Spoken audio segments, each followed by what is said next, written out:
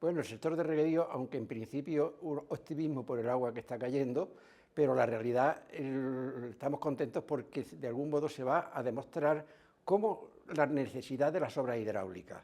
La necesidad de las obras hidráulicas que son precisamente para tener las aguas reguladas, pero no solo embalses, sino embalses, trasvases, sobre todo que ya hay más de 35 en España, en fin, por una razón muy sencilla que este año se ha visto. Los embalses, por una parte, evitan los daños que producen las grandes avenidas, como está ocurriendo, que son las inundaciones, y por otra parte se dispone de agua en las épocas de sequía.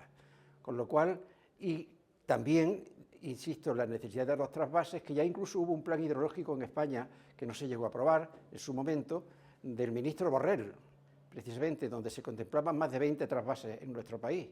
Bueno, pues ahora, con esta pluviometría existente, es cuando se demuestra. Tenemos que pensar que en España, aproximadamente en el 11% de la superficie de España, cae el 40% de la pluviometría.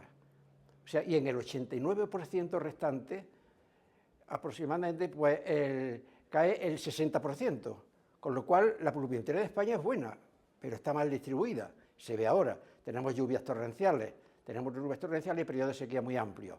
Bueno, pues la doble misión del embalse es esa. Primero, evitar esos daños que producen las inundaciones, como dije, porque van luego laminando, lo que se llama laminando avenidas, que es soltando el agua poco a poco, y además podemos disponer ese agua en la época de sequía. O sea, y se puede diferenciar con relación a otros países de Europa, que es lo que en otros países precisamente me demandan muchas veces, me preguntan, explicar lo que es la diferencia entre sequía hidráulica y sequía meteorológica.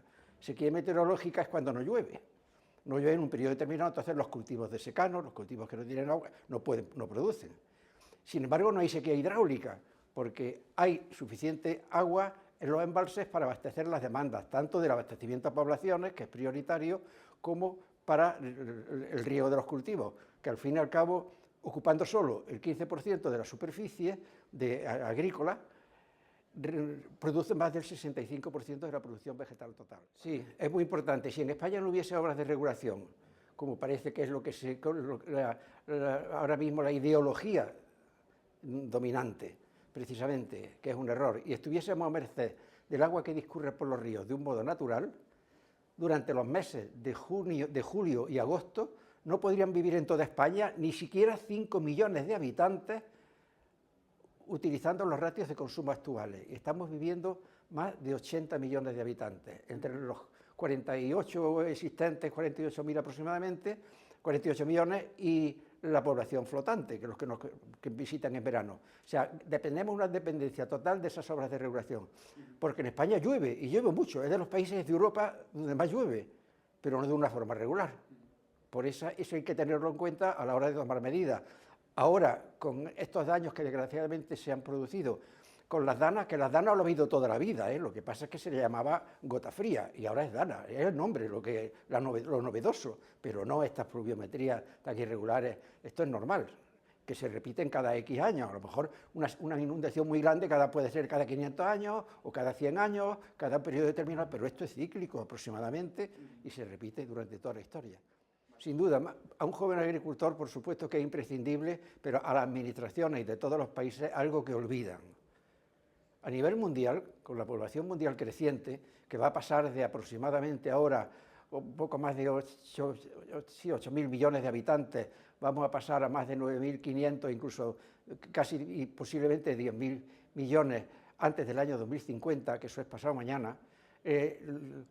Organismos internacionales como por ejemplo la FAO dice que se tiene que aumentar la productividad a nivel mundial más de un 60% antes del año 2050, que como he dicho es pasado mañana. Y eso depende fundamentalmente del regadío, como he dicho, porque por ejemplo en España una hectárea de regadío produce, si es del interior de la península, como 5 de secano de riego de interior, pero si es un riego ya totalmente dotado por ejemplo, cultivos de invernaderos, cultivos muy tecnificados, puede equivaler a 40 hectáreas de regadío. Si para aumentar la productividad, ese 60%, se hiciese a base de agricultura de secano, sería en detrimento de selva y bosque, porque haría falta mucha más superficie a nivel mundial, y eso sí que sería medioambientalmente inadmisible. Sin embargo, en base al regadío, que ocupa una superficie mínima, la producción está asegurada, o sea que tenemos producción de alimentos y garantía de que se puede producir con esas aguas reguladas. El regadío es fundamental, sin duda. La esterilidad del regadío, pues no solo la necesidad de producir alimentos, que como he comentado anteriormente, están claras, que se tiene que aumentar la productividad, nos guste o no nos guste, y además y usarlo con tecnología, por eso el regadío modernizado, para utilizar el agua con la máxima eficiencia, sino también para mantener la población distribuida en el medio rural, estudios que se han hecho cuando se hizo el Plan Hidrológico Nacional. Recuerdo, en España, precisamente se vio que en los únicos pueblos de toda España donde la población se mantenía o incluso aumentaba, eran donde la superficie regada de ese término municipal era superior al 50 y tantos %, una cosa así. O sea que donde había más regadío se mantenía la población.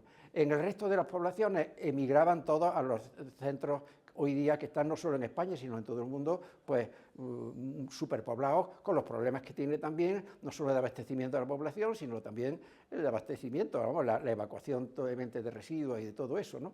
Con lo cual es fundamental para ese equilibrio. También, incluso, hasta efectos cuando los países tienen baja pluviometría, como tenemos en parte de nuestro país, donde llueve apenas 200 milímetros, una zona de regadío es una zona verde, una zona con unas instalaciones de riego que de algún modo pues mantienen ese territorio en unas condiciones óptimas, también de temperatura, se modifica con la humedad de los cultivos, disminuye esos calores que tenemos en muchas zonas de más de 45 grados incluso en España, y ayuda también al sector turístico a que puedan venir. ¿Qué sería Ibiza sin esas zonas regables? Que de pronto se ve una zona verde y a continuación es desierto. Bueno, y no solo eso, sino incluso me voy a Aragón, por ejemplo, pues igual, muy cerquita de los Pirineos, por ejemplo, estás viendo nieve en los Pirineos y una sequía total, como ocurre en la parte norte de los Monegros, que no tiene regadío. ¿Ves? Donde termina el riego, un maíz muy bonito y una hierba por todos lados, y donde termina, desierto total, o sea, no hay ni malas hierbas. O sea, ¿qué ocurriría en Murcia si no hubiese agua? Bueno, que no podrían vivir ni las lagartijas, con una pluviometría también muy baja. O sea, es fundamental precisamente para mantener la vida, pero de todo, de plantas, de personas y de todo el mundo.